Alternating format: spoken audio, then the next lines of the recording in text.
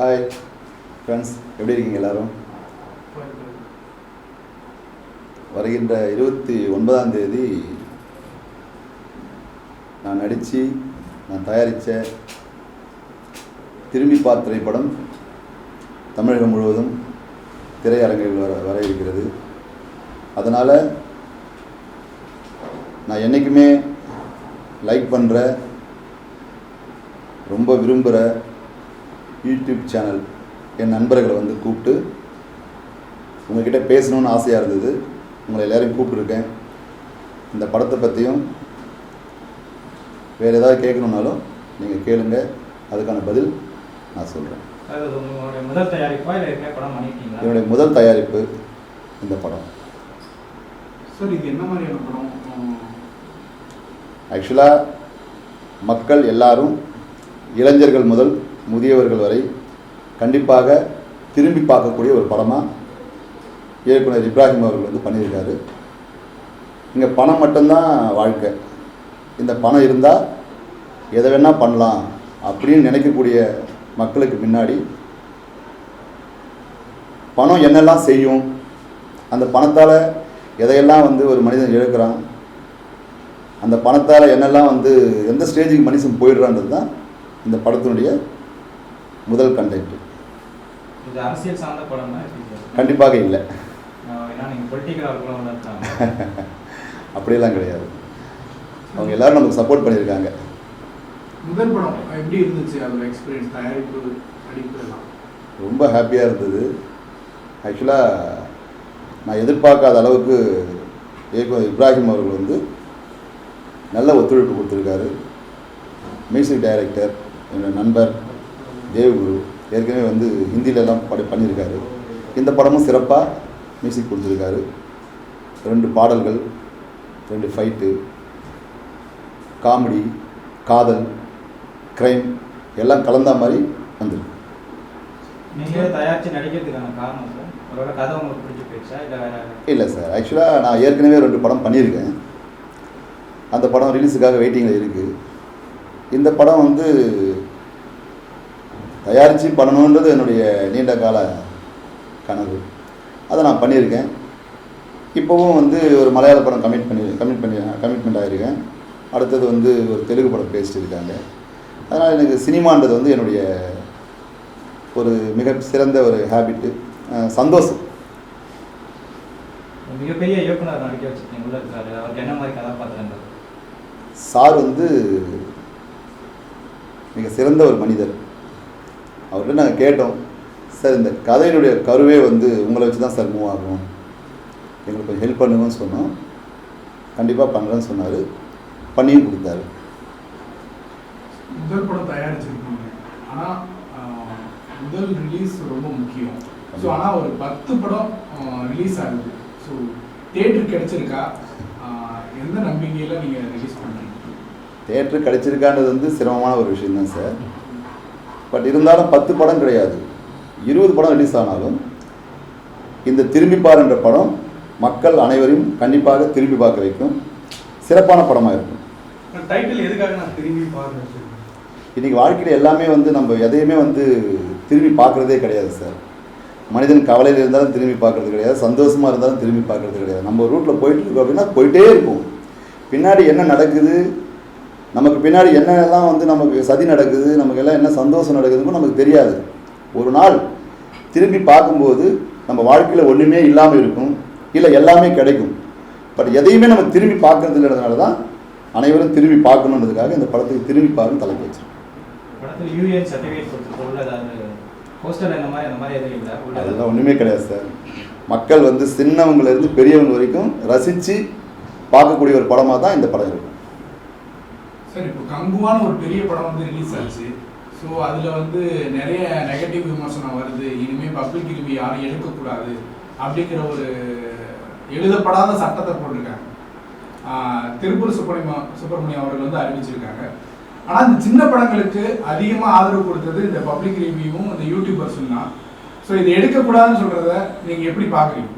இல்லை சார், ஆக்சுவலாக நாங்கள் வந்து ஒரு சின்ன படம் தயார் பண்ணியிருக்கோம். பெரிய படங்களுக்கு வந்து நெகட்டிவாக வந்து மக்கள் சொல்கிறாங்களா, இல்லை பாசிட்டிவாக சொல்கிறாங்களன்றதை பற்றி நான் இங்கே அதுக்கான கருத்து சொல்ல முடியாது. எங்களை பொறுத்த வரைக்கும் சின்ன படத்துக்கு யூடியூபர்ஸ் வந்து நிறைய பேர் ஆதரவு தராங்க. இன்றைக்கி நிறைய ப்ரொடியூசர் வந்து படம் ரிலீஸ் பண்ண முடியாமல் கஷ்டப்படுறாங்க. அவங்களுக்கு ஆதரவு கொடுக்குறாங்க அப்படின்னு சொன்னால் அது கண்டிப்பாக வந்து யூடியூபர்ஸ் மட்டும்தான். அதனால் நான் வந்து என்னுடைய கோரிக்கை வைக்கிறேன் அப்படின்னு சொன்னால், யூடியூபர்ஸையும் வந்து கேள்விகளை கேட்க வைக்கணும், ரிவ்யூ போட வைக்கணும். நெகட்டிவ் பாசிட்டிவ்ன்றது நம்ம மக்கள்கிட்ட விட்டோம், ஆடியன்ஸுக்கிட்ட விட்டோம். அந்த ஆடியன்ஸ் முடிவு பண்ணட்டும். நம்ம முடிவு பண்ணுறதுக்கு அதுக்கான சூழ்நிலைகளும் சந்தர்ப்பங்களையும் உருவாக்க வேண்டாம்னு தான் என்னுடைய கருத்து. திரும்பி பாருன்ற டைட்டில் யாரோட தெரியும்? ஏற்கனவே ஒரு நடிகர் தினம் சிவாஜி கணேசன் ஒரு டைட்டில் தான் அது. அதுக்கெலாம் எப்படி அதை வாங்குனீங்க? இல்லை சார், ஆக்சுவலாக வந்து பார்த்தீங்கன்னா நாங்கள் முறையாக பதிவு பண்ணி அதை எப்படி வந்து வாங்கணுமோ அந்த மாதிரி தான் வாங்கியிருக்கோம். சார், இப்போ பெரிய படங்களுக்கு அவங்களுக்கு வந்து பப்ளிக் ரிவ்யூ அவங்களுக்கு தேவைப்படாது. ஏன்னா அவங்க வந்து சேட்டலைட் சேனல், பெரிய பெரிய சேனலில் வந்து ஆட் கொடுத்துருவாங்க, ஆடியோ லான்ச் வச்சுக்குவாங்க, எல்லாம் பெரிய லெவலில் ப்ரொமோஷன் பண்ணிக்குவாங்க. இந்த சின்ன சேனல், சின்ன படம் எடுக்கிறவங்களுக்குலாம் வந்து யூடியூபர்ஸ் முக்கியமாக தேவை. ஆனால் இந்த சைட்லேருந்து ஒரு எதிர்ப்பும் வரல, யாரும் எதிர்த்து கூட பேசலை. இந்த மாதிரி சின்ன படங்கள்லாம் பாதிக்கப்படுதுன்னு ஒரு அறிக்கை கூட வரல. இது எப்படி பார்க்குறீங்க? எல்லாமே வந்து ஒரு விதமாக தயக்கம் சார். ஏதாவது கேட்டால் நம்ம வளருமான்னு யோசிக்கலாம். நிறைய விஷயங்கள் இருக்குது இல்லைங்களா, அது உங்களுக்கும் தெரியும். பட் என்னுடைய கருத்து என்ன அப்படின்னு சொன்னால், சின்ன படங்களும் மக்கள் தியேட்டருக்குள்ளே போய் பார்க்கணும். இப்போது மக்கள் வந்து தியேட்டருக்குள்ளே போகிறதே ரொம்ப கஷ்டமாக இருக்குது.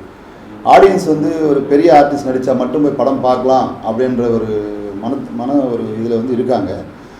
பட் நான் ஆடியன்ஸுக்கிட்ட வேண்டுதலாக கேட்டுக்கிறது என்ன அப்படின்னு சொன்னால், சின்ன படங்களையும் நீங்கள் தியேட்டரில் போய் பார்த்தா தான் அந்த இயக்குநர்களுடைய திறமையும் புதுசாக நடிக்க வந்தவங்களுடைய திறமையும் கண்டிப்பாக உங்களுக்கு தெரியும்.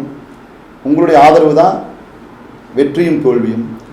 ஆகையால் கண்டிப்பாக வந்து நீங்கள் வந்து எந்த படமாக இருந்தாலும் தியேட்டரில் பார்த்து உங்களுடைய கமெண்ட்ஸை வந்து கண்டிப்பாக கொடுங்க. அது நெகட்டிவாக இருந்தாலும் நாங்கள் ஏற்றுக்க தயாராக இருக்கும், பாசிட்டிவாக இருந்தாலும் நாங்கள் ஏற்றுக்க தயாராக இருக்கும்.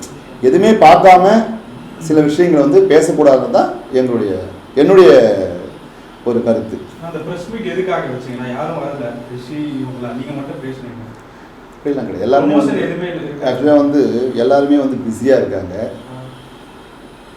சார் வந்து ஷூட்டிங்கில் இருக்கார், மேடம் வந்து வெளிநாட்டில் இருக்காங்க. ஆக்சுவலாக வந்து நம்ம படத்துக்கு வந்து ஒரு ப்ரமோஷன் கொடுக்கணும். அந்த ப்ரமோஷன் பண்ணோம் அப்படின்னு சொன்னால் அட்லீஸ்ட் நம்மளாவது பண்ணணும். பெரிய பெரிய சேனலை கூப்பிட்டு என்னால் பண்ண முடியாது. அதனால் யூடியூபர்ஸ்லாம் கூப்பிட்டு கண்டிப்பாக இதுக்கு நீங்கள் ஆதரவு கொடுப்பீங்கிற நம்பிக்கையோட நான் உங்களை கூப்பிட்டுருக்கேன். ஹீரோயின் சைடுலேருந்து என்ன சார் சொன்னாங்க? புரியல. ஹீரோயின் சைடுலேருந்து என்ன சொன்னாங்க? இல்லை சார், அவங்க வெளிநாட்டில் இருக்காங்க, மேடம் வெளிநாட்டில் இருக்காங்க. ஒரு சில படங்களுக்கு ஹீரோயின்ஸ் வரதில்லை. ஸோ இந்த படங்களுக்கு அப்படியெல்லாம் நான் சொல்ல வரல. அவங்க வந்து எனக்கு ரொம்ப வந்து பார்த்தீங்கன்னா என்னோடய படத்துக்கு வந்து மேடம் வந்து மிகப்பெரிய சப்போர்ட்டாக இருந்தாங்க.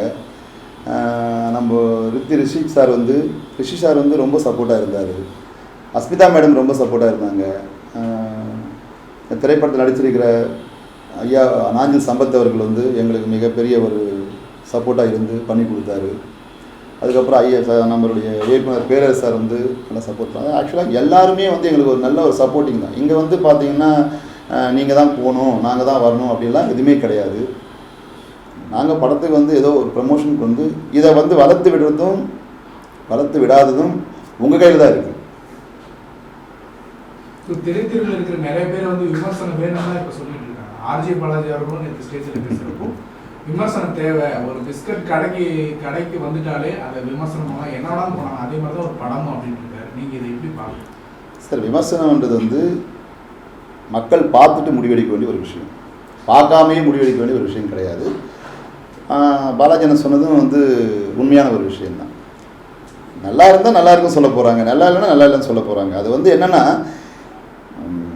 இப்போ நான் உங்களுக்கு பேட்டி கொடுக்குறேன்னு சொல்கிறப்போ என்னுடைய பேட்டியை வந்து இவர் வந்து யாரோ ஒருத்தர் உட்காந்து பேசிட்டு இருக்காரு அப்படின்னு சொல்லிட்டு தள்ளி விடுறவங்க நிறைய பேர் இருக்காங்க. அதை தள்ளி விடாமல் நீங்கள் பார்த்தா மட்டும்தான் அதனுடைய ஆழம் புரியும், அதனுடைய ஆழம் தெரியும்.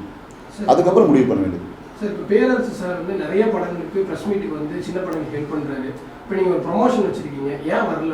இல்லை சார், அப்படி கிடையாது. ஆக்சுவலாக வந்து பார்த்தீங்கன்னா அவர் எங்களுக்கு வந்து ஒரு மரியாதை நிமித்தமாக செஞ்சு கொடுத்தாரு. சரிங்களா? நாங்கள் ஒரு ஆடியோ லான்ச் வந்து ஒரு பிரம்மாண்டமாக வச்சுருந்தால் கண்டிப்பாக நான் வந்து அவங்க எல்லாரையும் கூப்பிட்டு பிரம்மாண்டமாக பண்ணியிருக்கோம். நான் வந்து ஒரு சின்ன படத்துடைய தயாரிப்பாளர். என்னுடைய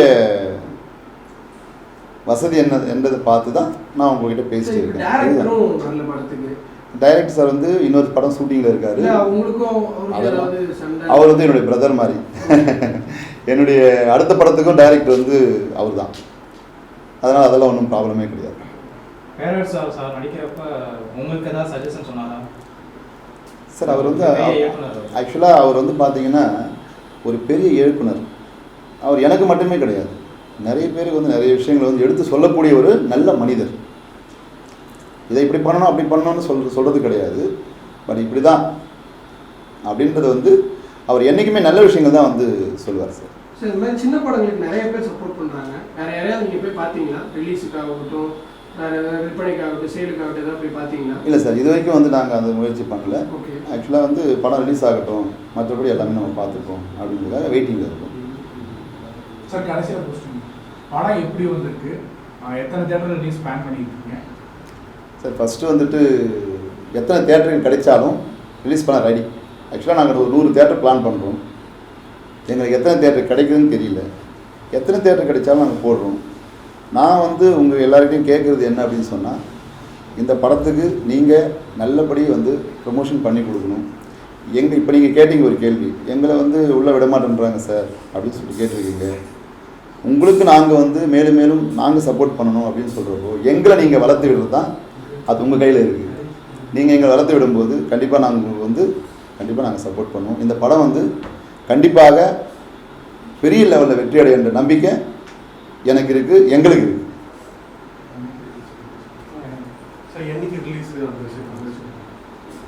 இப்போ இந்த படம் வந்துட்டு பார்த்தீங்கன்னா 29ஆம் தேதி ரிலீஸ் ஆகுது சார். இந்த படத்தை எல்லாரும் ஸ்டூடெண்ட்ஸ் முதல் பெரியவர்கள் வரை கண்டிப்பாக தியேட்டரில் போய் படம் பாருங்கள். உங்கள் அத்தனை பேரையும் இந்த படம், இந்த திரும்பிப்பார் என்ற படம் கண்டிப்பாக உங்கள் லைஃப்பில் நடந்த சில சம்பவங்களை ஞாபகப்படுத்தும். கண்டிப்பாக அதாவது அத்தனை பேரையுமே திரும்பி பார்க்க வைக்கின்றது தான் என்னுடைய கருத்து. இதை நான் வந்து நீங்கள் போய் படம் பார்க்கணுன்றதுக்காக நான் சொல்லலை, கண்டிப்பாக பார்த்துட்டு சொல்லுங்கள்.